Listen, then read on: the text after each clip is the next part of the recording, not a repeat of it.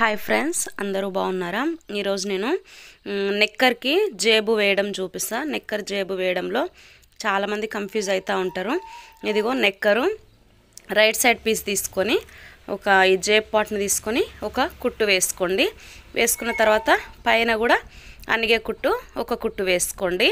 వేసుకున్నాక ఏం చేస్తారంటే ఇదిగో చూడండి, నేను ఈ పై పార్ట్ని ఎలా ఫోల్డ్ చేస్తున్నానో ఇలా ఫోల్డ్ చేసి ఒక కుట్టు వేసుకోండి. ఇలా చాలా సింపుల్గా ఉంటుంది.